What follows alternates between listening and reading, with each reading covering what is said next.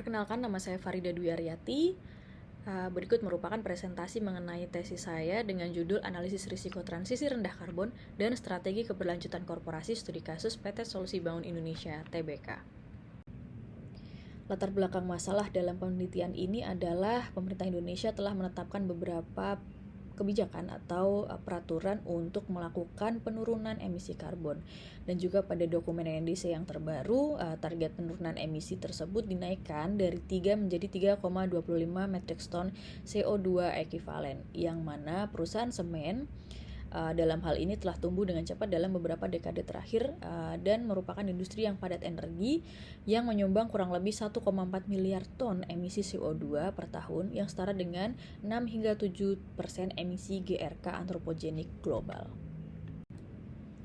Nah, carbon pricing atau nilai ekonomi karbon merupakan salah satu bagian dari paket kebijakan komprehensif untuk mitigasi perubahan iklim, yang dibagi menjadi dua instrumen, yaitu instrumen perdagangan dan instrumen non-perdagangan.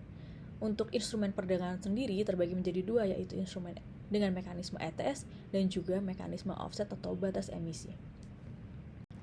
Instrumen non-perdagangan terbagi menjadi dua, yaitu carbon tax dan juga RBP atau result based payment. Nah, rumusan masalahnya dari penelitian ini adalah Indonesia menerapkan adanya kebijakan mengenai transisi rendah karbon dan roadmap menuju Indonesia netral karbon 2060.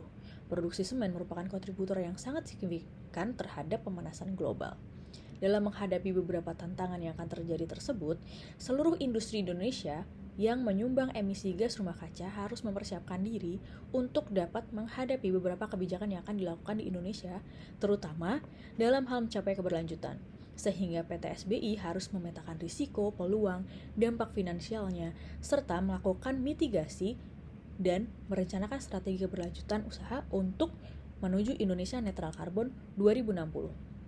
Pertanyaan penelitian dari penelitian ini adalah bagaimana risiko dan peluang yang muncul apabila perusahaan melakukan transisi rendah karbon, bagaimana cara perusahaan untuk melakukan mitigasi risiko yang terjadi pada saat perusahaan melakukan transisi rendah karbon, dan juga bagaimana perusahaan merumuskan strategi untuk menuju perusahaan rendah karbon agar bisnis yang dijalankan tetap berkelanjutan. Nah, tujuan penelitiannya adalah dapat mengidentifikasi risiko dan peluang yang muncul apabila perusahaan melakukan transisi rendah karbon, merumuskan mitigasi risiko pada saat perusahaan melakukan transisi rendah karbon, memberikan rekomendasi pendekatan strategik yang akan digunakan untuk keberlanjutan menuju Indonesia atau perusahaan rendah karbon, dan mendukung Indonesia mencapai netral karbon sebelum 2060. Nah, manfaat dan lingkup penelitiannya adalah PT Solusi Bangun Indonesia dapat memahami adanya risiko yang muncul serta melakukan transisi rendah karbon serta mengetahui adanya peluang dalam transisi tersebut. PT SBI juga memiliki komitmen untuk meningkatkan kinerjanya dalam mengungkapkan terkait dengan perubahan iklim, serta adanya penelitian yang menggunakan kerangka TCFD ini terutama untuk upaya perusahaan menganalisis pengelolaan risiko dan peluang terkait perubahan iklim, terutama dalam memahami dan memitigasi dampak negatif dalam keuangan terkait perubahan iklim. Nah, lingkup penelitiannya dilakukan di PT SBI yang bergerak di bidang manufaktur semen, beton, dan jasa konstruksi, dan juga penelitian ini berfokus pada aktivitas bisnis di perusahaan, terutama mengenai penerapan penggunaan kerangka TCFD dalam menganalisis risiko, peluang, mitigasi, serta strategi keberlanjutan dalam perusahaan.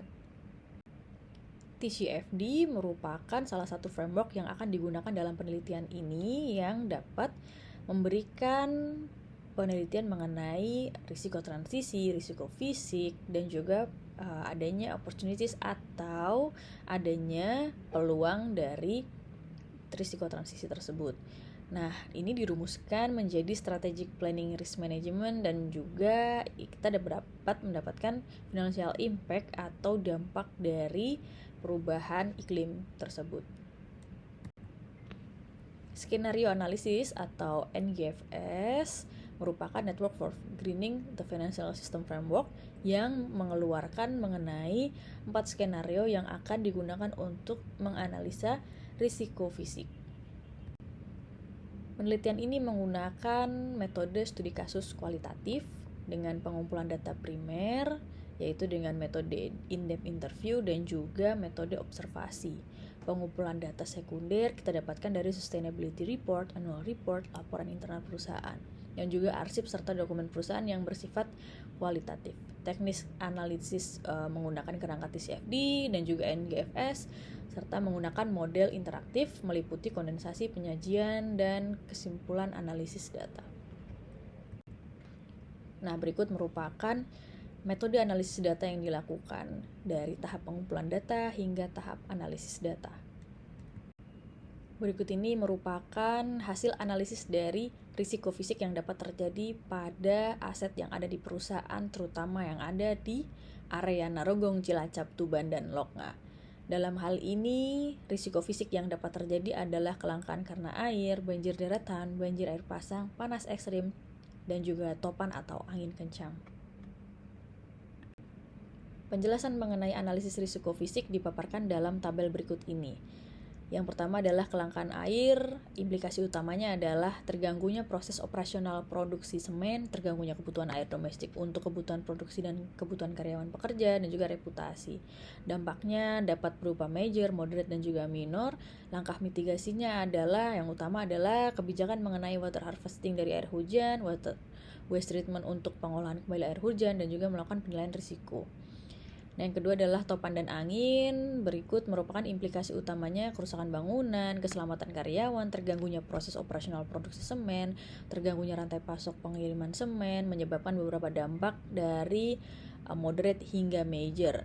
Nah, langkah mitigasinya telah dipaparkan dalam tabel berikut ini, seperti halnya mengikuti peraturan dan praktik terbaik terkait beban angin dan juga desain, melakukan kerjasama dengan beberapa badan seperti meteorologi nasional maupun regional untuk peringatan dini, menyusun rencana tanggap darurat, dan lain-lain. Nah, kemudian dilanjutkan dengan banjir daratan, panas ekstrim, dan juga banjir air pasang, yang mana kerusakannya hampir mirip, di mana kerusakan dan juga keselamatan karyawan cukup berdampak di sini ya, sehingga dampaknya masih berada di range minor hingga major. Nah, yang utama adalah dari langkah mitigasi beberapa hal tersebut adalah dengan melakukan penilaian risiko dan juga menyusun rencana tanggap darurat untuk bencana-bencana yang akan terjadi. Sehingga bencana ini dapat meminimalkan dampak yang terjadi dan juga terutama dampak finansial yang akan terjadi berupa operation expenditure maupun capital expenditure. Berikut merupakan analisis risiko transisi yang akan terjadi dengan 5 atribut iklim berupa kebijakan dan hukum, teknologi, pasar, dan juga reputasi yang risikonya dipaparkan dalam tabel berikut ini. Nah, dalam hal ini, dalam 3 skenario yang diberikan, dari current policies, kemudian below 2 degree Celsius, dan juga net zero 2050 memiliki perbedaan risiko yang cukup tinggi.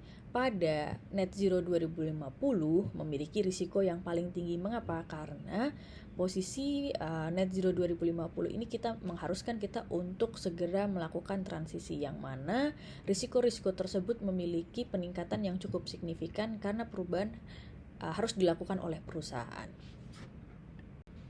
Kemudian berikut ini merupakan analisis risiko transisi yang akan dilakukan oleh perusahaan, terutama dalam langkah mitigasinya. Untuk kebijakan dan hukum, beberapa langkah mitigasi telah dilakukan oleh perusahaan, seperti kebijakan perusahaan terkait penerusan emisi CO2, peningkatan rasio substitusi panas dari bahan bakar alternatif, reduksi rasio faktor klinker dalam semen, penelitian tentang penyerapan CO2 oleh mikroalga, dan juga melakukan strategi untuk fokus memproduksi semen rendah karbon hingga 90%. Untuk langkah mitigasi teknologi, perusahaan melakukan reaktivasi program yang telah dilakukan oleh perusahaan di masa lalu. Kemudian perusahaan juga melakukan langkah strategi pada seluruh rantai pasok produksi. Untuk atribut pasar, perusahaan telah menurunkan biaya operasional dengan melakukan efisiensi energi dan mengurangi jejak karbon. Kemudian perusahaan juga membuat produk yang ramah lingkungan serta menggunakan teknologi sebagai efisiensi dari bahan baku agar tetap kompetitif.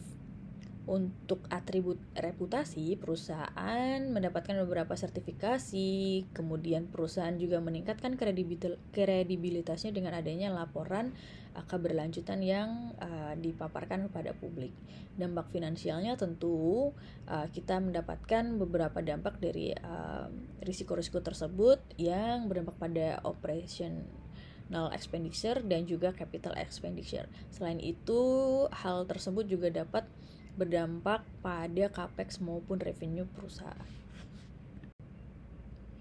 Berikut ini merupakan analisis peluang dari adanya transisi rendah karbon. Yang pertama adalah dengan resource efisiensi, perusahaan telah menggunakan seperti AI ataupun machine learning untuk optimalisasi rantai pasok. Kemudian perusahaan juga telah menggunakan sumber daya yang terbaik ya, seperti adanya bahan bakar alternatif dan juga bahan baku yang dikelola oleh anak perusahaannya yaitu Natabumi. Kemudian perusahaan juga memiliki solusi dalam pembangunan rumah yang lebih efisien melalui beberapa platform seperti Sobat Bangun dan juga melakukan water harvesting untuk mengurangi penggunaan air tanah. Dampak finansialnya tentu dalam pengurangan OPEX maupun capex di operasional perusahaan. Kemudian untuk energi resource, perusahaan telah menggunakan beberapa teknologi seperti HRG atau hydrogen rich gas. Kemudian perusahaan juga terus memberikan awareness kepada karyawan untuk menekan emisi CO2. Teknologi dalam menangkap emisi GRK juga dilakukan seperti adanya mikroalga dan juga pengembangan teknologi CCUS atau Carbon Capture Utilization and Storage dengan beberapa akademisi dan juga perusahaan telah mengikuti pasar karbon atau IDX karbon. Tentunya dampaknya pada finansial dapat mengurangi biaya operasional. Untuk produk and services, perusahaan telah memiliki beberapa produk yang memiliki rendah karbon, kemudian memiliki asuransi lingkungan yang telah digunakan sebagai salah satu syarat pengelolaan limbah B3 oleh bisnis Natabumi. Produk dan layanan yang diberikan perusahaan juga memiliki nilai tambah dengan reduksi emisi CO2, kemudian jasa laboratorium lingkungan Natabumi, dan juga awareness konsumen terkait semen ramah lingkungan. Dalam peluang market dan juga resilience, tentunya perusahaan telah memberikan beberapa strategi yang cukup baik seperti menyasar pada green construction. Kemudian perusahaan juga harus melakukan kerjasama dengan bank sindikasi berupa SLL dan juga perusahaan melakukan kerjasama untuk investasi hijau atau green investment. Strategi keberlanjutan yang dilakukan oleh perusahaan yang pertama adalah dengan Sustainability Linked Loan atau SLL. Perusahaan telah melakukan strategi dengan mendapatkan beberapa pinjaman sindikasi yang berupa SLL dengan catatan perusahaan harus mencapai target-target tertentu untuk pengurangan emisi CO2. Strategi keberlanjutan yang lain yaitu Green Investment atau kerjasama dalam pembangunan pabrik RDF di Jeruk Legi Cilacap.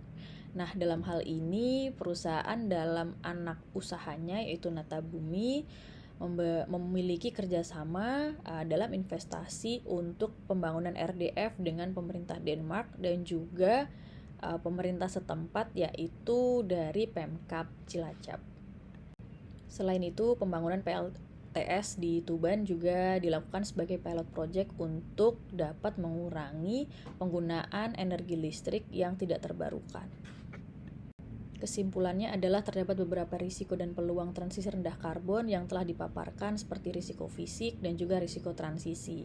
Peluang juga memiliki peranan penting juga dalam resource efisiensi, energi resource, dan juga market ataupun resiliensi. Peluang lainnya yang ditangkap oleh perusahaan adalah peluang product and services dan juga peluang dalam resilience perusahaan. Langkah mitigasinya ada beberapa seperti langkah mitigasi pada risiko fisik dan juga risiko transisi. Dan juga perusahaan telah melakukan beberapa strategi seperti menggunakan SLL dan juga green investment. Rekomendasi yang diberikan adalah pada skenario below 2 degree dan juga net zero akan meningkatkan dampak finansial perusahaan. Nah, dalam hal ini perusahaan harus memiliki strategi-strategi untuk pengurangan dampak finansialnya. Langkah mitigasi harus dibuat dengan detail dan juga perusahaan harus melakukan disclosure terkait iklim serta pada penelitian selanjutnya diharapkan penulis dapat memberikan pengukuran secara kualitatif untuk CGI model yang dapat memberikan forecast dan dampak finansial berdasarkan ekonomi makro. Berikut merupakan daftar pustaka yang digunakan dalam penulisan penelitian. Baik, terima kasih atas perhatiannya. Kurang lebihnya mohon maaf. Terima kasih.